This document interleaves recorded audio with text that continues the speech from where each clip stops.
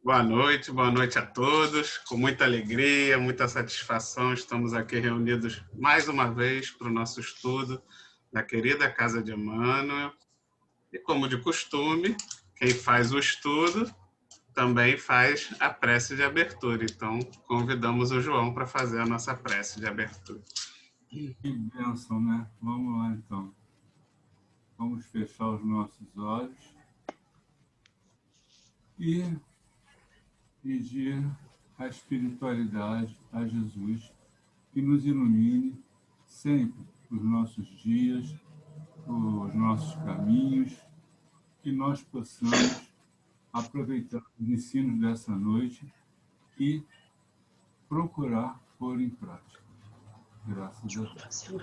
Graças a Deus. Graças a Deus. Graças a Deus. Boa reunião, vamos lá. Vamos compartilhar a tela, então, para o João começar a leitura. Meu pendrive saiu aqui. Peraí. Cadê meu pendrive? Deixa. Vamos lá. Vai falar sobre isso. Você dá até logo se quiser. Conta de si. Capítulo 50, conta de si.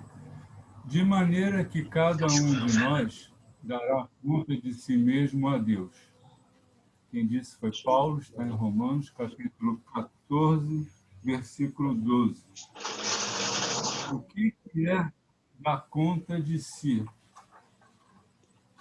Conta de si são as nossas responsabilidades, né? O que é de nosso interesse, só, não dos outros. Então, vamos lá para o primeiro parágrafo.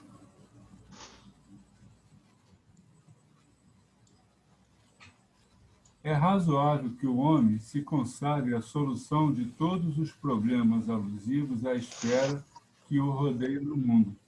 Entretanto, é necessário saiba a espécie de contas que prestará ao Supremo Senhor ao termo das obrigações que lhe foram cometidas. Então, nesse primeiro parágrafo, eu entendi a seguinte explicação. O indivíduo já está um pouco mais, vamos dizer assim, não é elevado, é um pouco mais esclarecido, né? Não está naquela fase do uga-uga, que o Flávio sempre fala para a gente, né?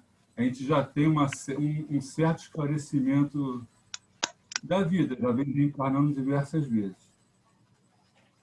Então, ele sabe as coisas, mas não sabe tudo, né? Está aprendendo. Ele é para que tudo bem. Contudo que aprendeu dos ensinamentos de Jesus, ele procura sempre melhorar um pouquinho. Quando ele diz a espécie de contas que prestará ao Supremo Senhor, que é Deus, ele tem a certeza dos seus atos e sabe que é a sua consciência que vai ser o seu juiz. Ele quando for para o plano espiritual, ele vai ser, vamos dizer assim, julgado, né? Mas não vai ter um júri, não vai ter um tribunal. A própria consciência dele é que vai julgar ele, porque ele já tem um certo entendimento das encarnações que ele vem passando. Alguém mais quer completar, ajudar a receita?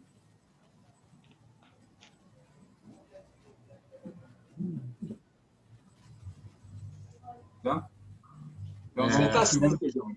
João, você está certo, João. Isso aí são as nossas responsabilidades, as nossas diretrizes, os nossos comportamentos, atos e pensamentos. Você está certo, nós somos responsáveis pelo que pensamos e o que fazemos.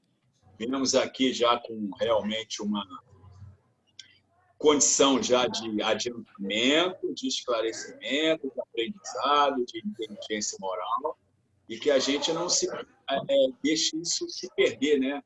A gente não pode se confundir com as coisas. Mas o que a gente já aprendeu, já absorveu, já adquiriu é nosso. Agora, é importante a gente saber colocar em prática, né?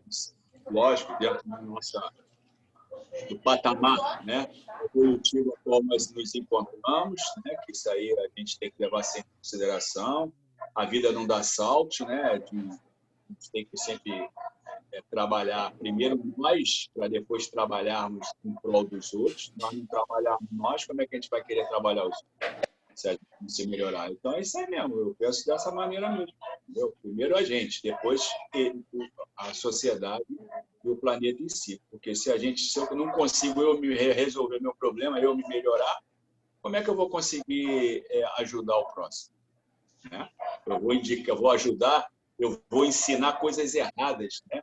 Eu vou ensinar coisas erradas, pensamentos errados, porque o erro está dentro de mim. Então, primeiro eu tenho que me melhorar, né? O que se sempre colocou aqui, o autoconhecimento.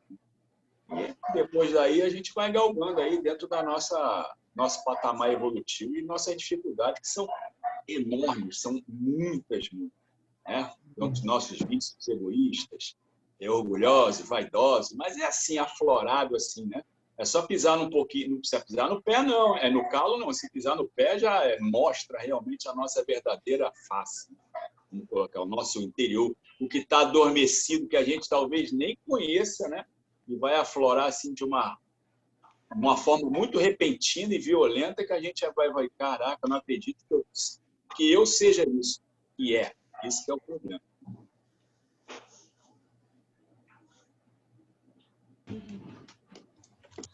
É interessante, né? A gente, como ele bota ali no início, né? Nós nos consagramos a solucionar todos os problemas alusivos à esfera que nos rodeia, né?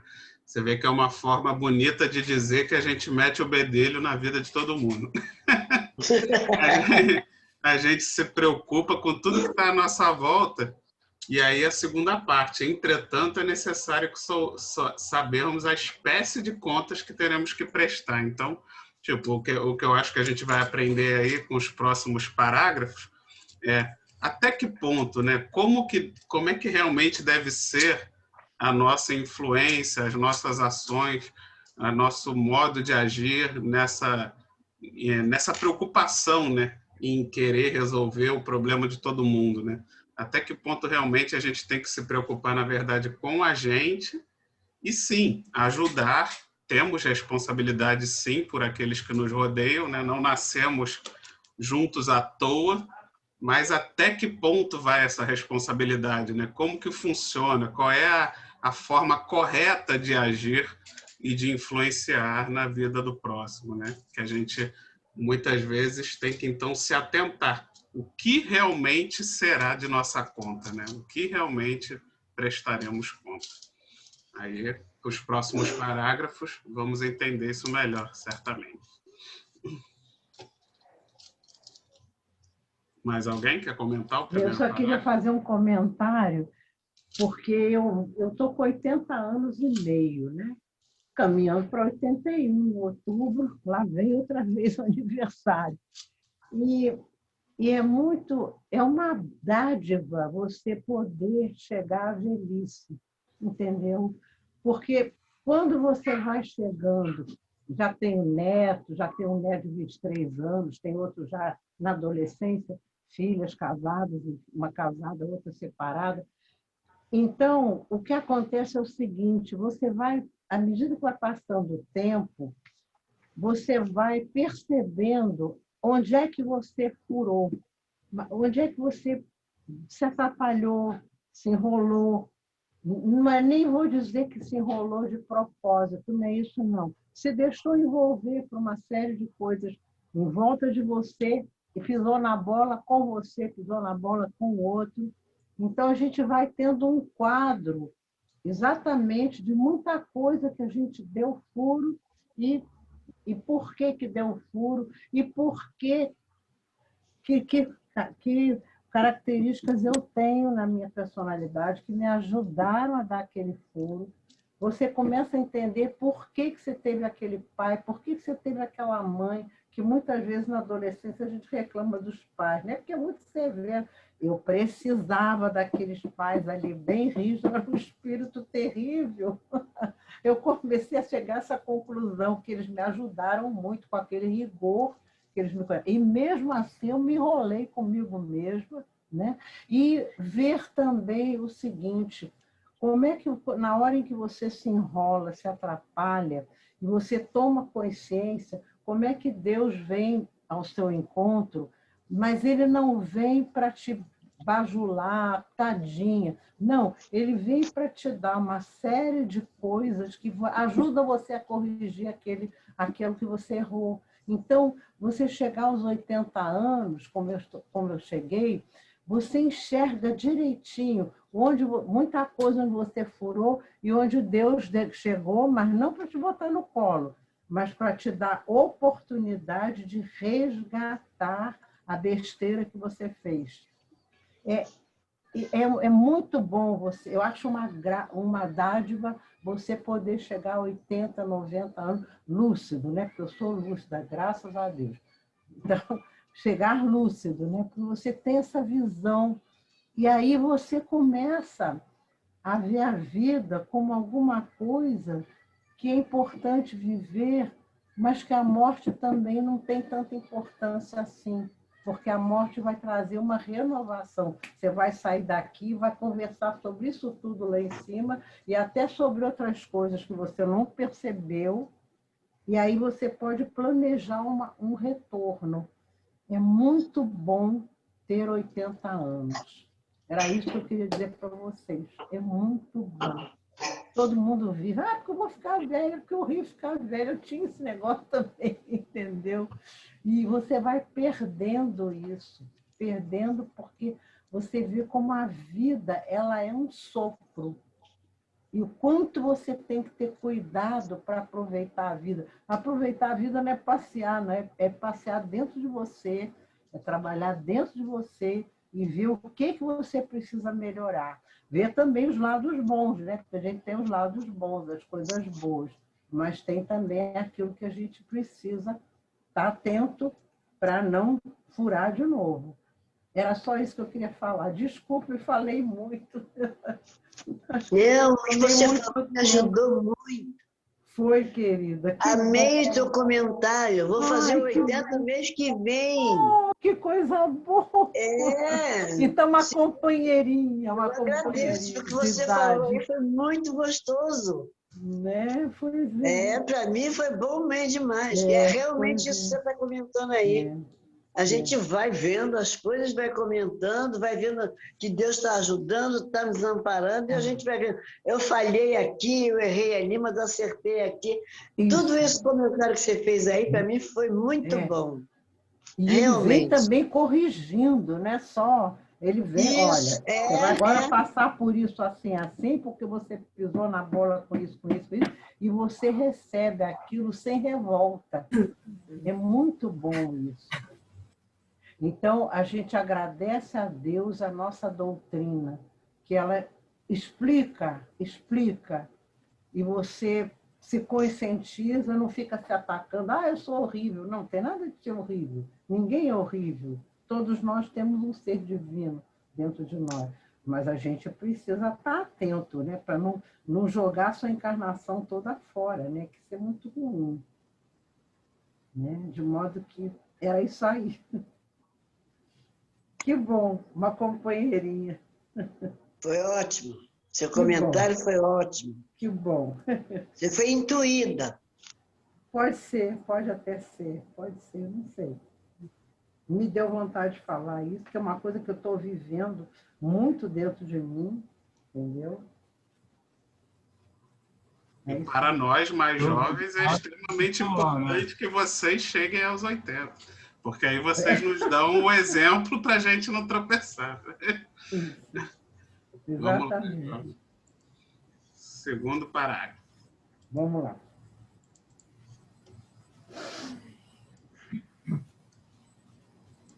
Inquieta-se a maioria das criaturas com o destino dos outros, descuidadas de si mesmos. Homens existem que se desesperam pela impossibilidade de operar a melhoria de companheiros ou de determinadas instituições. Ou seja, O indivíduo se preocupa mais com a vida alheia do outro do que com a dele mesmo, quando deveria cuidar mais da dele do que a do outro, né? Quando, por exemplo, o marido ou a esposa, o pai ou a mãe, quer mudar, forçar uma situação em que ele ache que será o bem para o outro.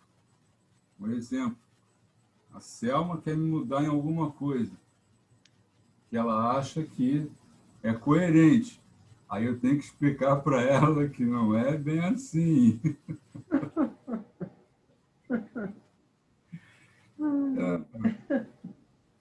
Porque a gente tem um livre-arbítrio, né? Então, cada um tem as suas escolhas, né? A gente tem que viver assim, em comunidade, em sociedade, marido e mulher, pai e filho, mãe e filho, mas um tem que saber respeitar o espaço do outro, tem que chegar e conversar, orientar, mas não induzir a determinada situação. Assim, eu quero que você só vai fazer isso, isso, isso, isso. O sujeito, ele gosta de contabilidade, nosso amigo Vitor. Mas o pai dele queria que ele fizesse medicina. A mãe queria que ele fizesse letras, mas ele queria fazer contabilidade. Né? Então, ele seguiu o caminho dele. Não se deixou influenciar, porque a gente tem que respeitar a escolha dele de ser um contador e não ser um médico. Então, seguindo aqui, é mais ou menos isso mesmo. Alguém tem mais alguma coisa para acrescentar? Vai, Janete. Pode falar, Janete. É isso mesmo, né? A gente, às vezes, quer mudar o outro, melhorar o outro, e esquece de trabalhar as próprias mudanças, né? Porque a gente aprende até na própria doutrina que ninguém muda ninguém, né? Cada um só muda a si próprio. Então, a gente pode até tentar, dependendo da situação, fazer um aconselhamento, mas mudar, a gente não tem que ficar naquela preocupação, né? Isso acontece, talvez aconteça muito com relação a pais, com relação a filhos, né? De querer moldar o caráter, as decisões de um filho, mas a gente tem que deixar seguir, né? Cada um segue o próprio caminho, tem suas próprias escolhas. Existe a orientação para que pelo menos siga o caminho reto, o caminho correto. Agora, o tipo de profissão, de caminho, eles vão decidir, né? Então, é muito importante que a gente esteja trabalhando o nosso próprio aperfeiçoamento, auxiliando de uma forma ou de outra, aqui e ali, mas não com essa preocupação exagerada de querer mudar o outro, tem que ser da forma como eu quero que seja, né? Nesse caso que o João mesmo falou. Isso realmente é muito sério, a gente acaba se desligando dos próprios defeitos que a gente tem que corrigir, né? Vivendo muito em função do outro, e acaba esquecendo de se burilar, de olhar para a gente e tentar corrigir os nossos defeitinhos, né? Era isso que eu queria colocar. Mas também, muitas vezes, porque gosta muito da pessoa, né? Você gosta muito do seu marido, do seu filho, da sua filha. Então, você gosta tanto que quer, não é às vezes nem por mal, mas embora não seja o ideal fazer isso, eu sei que o excesso de zelo, né, dona? O excesso de zelo também. Eu acho que essa é a questão. É o amor, você né? Projetar, você projeta os seus ideais de perfeição, sonhos do outro. E quer que ele siga o seu projeto de vida. Às vezes a gente não consegue realizar algumas coisas, aí quer colocar as nossas realizações nos filhos. Isso acontece muito. Isso acontece. Então, é o que o João falou. A estrada é individual, né? Quer dizer, a gente pode aconselhar, orientar. Olha, eu quis fazer isso, eu acho que assim seria o melhor, mas a escolha é de cada um. Livre, A vida é única, né? O que é bom para mim pode não ser bom para o outro, né? Exatamente. Mas os pais tendem, né, a agir dessa forma. E fazer certas imposições, e aqueles que são mais, assim, não sei, não têm, assim, maior conhecimento ou maior maturidade até, acabam até atrapalhando um pouco, né, o futuro dos filhos, deixando, porque aqueles que são mais frágeis acabam indo. Eu conheci não é?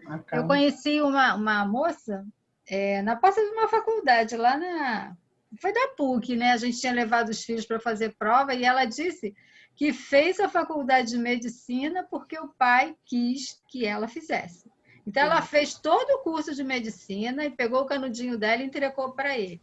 Toma, agora eu vou fazer o que eu quero. Quer dizer, olha o tempo que ela não é? Ela fez a vontade do pai, quer dizer, fez um curso inteiro, e é um curso longo. Mas entregou o canudinho, não é? Entregou o canudinho para o pai e falou, agora eu vou fazer o que eu quero. Eu acho que era arquitetura, alguma coisa assim. Não tinha nada a ver. Não tinha nada a ver, né? Então, quer dizer, alguns até se deixam levar. Mas acho que é prejuízo próprio também, não é? A tendência dela era outra, né? Era outra, completamente diferente. Mas aí, como eu digo, mas aí entra o amor também. Por amor ao pai, ela fez. Eu acho que tem muita, há muita mistura também. São muitas coisas envolvidas, né? Muita coisa envolvida. É verdade, é verdade. Não é também tão pão, queijo, mas não, acho que tem. É verdade. E o que amar o pai, né? Fazer um curso de medicina. Não é? É muito amor pelo pai dela, não tenha dúvida. Demais, não há dúvida. O que a Selma falou é complicado, porque isso aí causa conflitos de personalidade. A Doroteia pode até falar melhor do que a gente, né? Ela causa os conflitos interiores, né, internos, que são muito complicados, né? O que a Selma falou, isso aí é muito perigoso. E a gente também tem que esquecer de uma coisa, né? Aquele filho ou filha, né? Neto ou neta, sei lá, dentro da condição que foi colocada, existe uma programação espiritual que foi feita com ele, né? Entre aspas, né? Vamos lá, ele deu uma participada, né? Ele veio com aquele objetivo, né?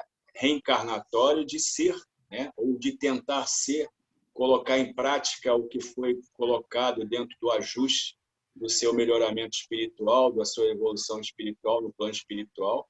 E quando chega aqui por intermédio de condições adversas ao que foi, vamos botar assim, prescrito, ou que foi, assim, como se diz, programado, né? Ele dá uma reviravolta e, como você falou, a Janete falou, pegou o canudo de medicina e entregou para o pai. Agora eu vou fazer o que eu quero, que seria arquitetura. E que, de repente, já estava na programação espiritual dessa pessoa ser uma arquiteta. Entendeu? Ainda tem isso também. É verdade. Bem, meritíssimo, eu peço a palavra, porque meu nome foi citado durante o relato da parte. Uma réplica, né? Não, então, mas eu achei interessante o exemplo que o João me colocou no exemplo, mas eu acho que é interessante, porque, na verdade, eu fui influenciado, sim, pelo meu pai, né? Meu pai é contador. Só que eu considero que foi a influência positiva, né? Porque não foi uma imposição, ele nunca me obrigou a fazer contabilidade. Partiu de mim, né? Eu é que fui perguntar para ele o que era contabilidade. Eu já sempre gostei mais de número, né, do que de letras na escola. E aí ele me mostrou, falou, é isso, é aquilo. Falou, o lado bom, você já é uma profissão aí que já está meio caminho andado, já existe uma escada feita por mim. E se é algo que você realmente gosta, né, te interessa, tanto que ele nunca nem olhou o meu cartão de inscrição do vestibular para saber se eu tinha botado realmente contabilidade ou não. Então, é um exemplo de que a gente pode, não só pode, como deve, né? Eu acho que a gente deve influenciar os nossos filhos nas escolhas que a gente, como pais, e até como a Doroteia falou, pelo exemplo mesmo da idade e do passar do tempo, você tem muito mais experiência. Eu mesmo, sendo ainda muito mais novo, tenho muito mais experiência do que o meu filho de 6 anos. Já passei por muito mais coisa do que ele e vou certamente desejar que ele tenha escolhas melhores até do que as minhas, né? Assim, que deixe de passar por problemas que eu passei. Mas aí é que entra a questão de realmente a gente não querer impor, né?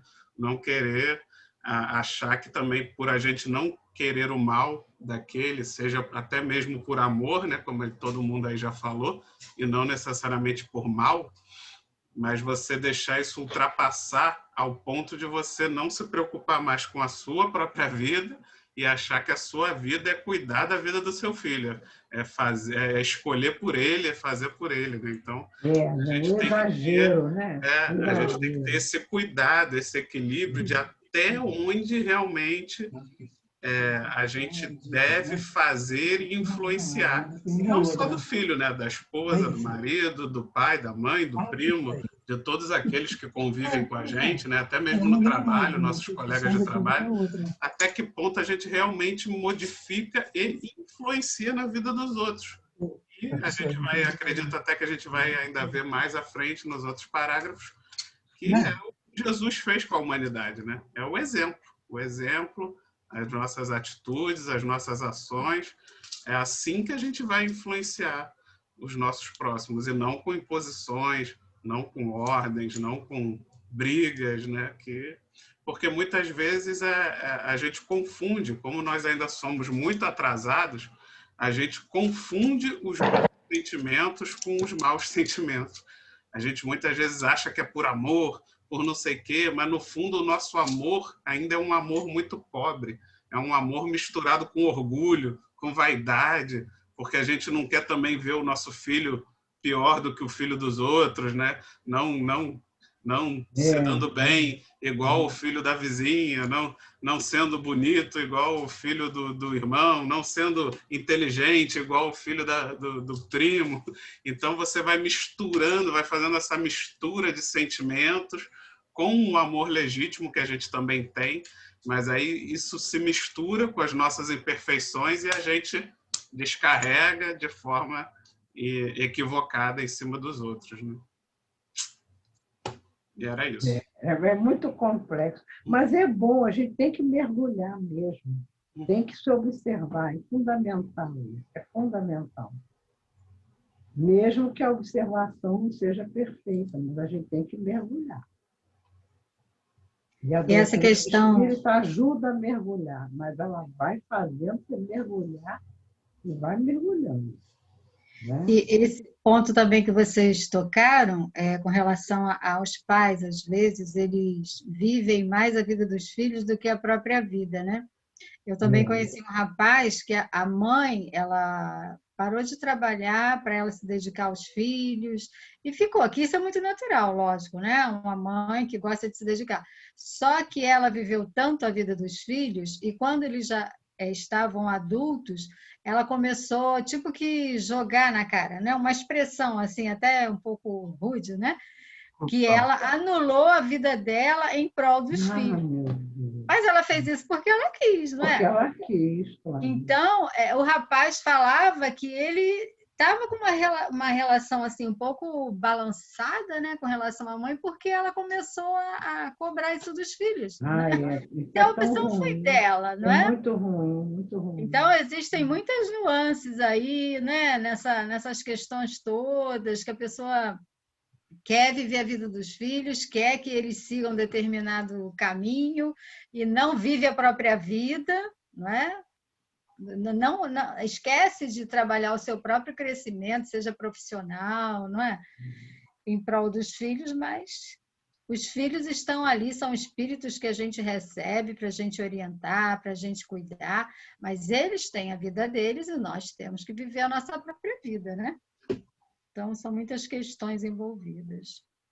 Eu comentei porque está chegando perto aí o tempinho de cair, e se ele fosse iniciar um outro parágrafo, acho que nem daria para a gente comentar, né?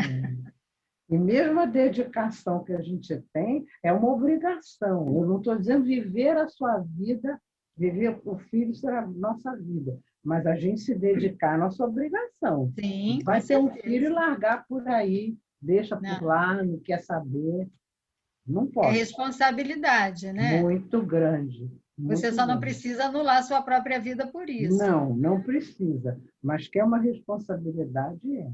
Sim. E o neto, quando você ajuda os pais, cuidando do neto também, ajudando, é outra responsabilidade mais delicada, né? Você não pode tirar o lugar dos pais, mas você tem que estar ali no apoio. Né? E isso aí complica, Dorô. É difícil. Quando os avós estão aí presentes, né? É. Acho muito legal essa ajuda. Mas às Tem que vezes saber há um entrar e problema saber sério. sair, entrar e saber sair. Porque tem avós também que querem manobrar, né? Exatamente. Oi, João, fala aí. Mas eu acho que no caso assim, de avós, é diferente de pai e mãe. Eu acho que os avós, eles já, por ter certa vivência, eles já estão praticando isso aqui. Eles aconselham, eles amostram, mas eles não influenciam ao ponto de querer que o neto ou a neta mude de opinião. Já pai e mãe, eu acho que já fica mais persiste mais, porque não tem essa vivência. Eu acho que a vivência ajuda muito. É sim, com certeza. A experiência, né? Ajuda bastante. Bom, o que vai fazer? Quer fechar? Vou começar a ler outro ou vou ler só a outra? Eu acho melhor, então, eu vou fechar aqui, né? Então, eu vou parar de gravar, peraí.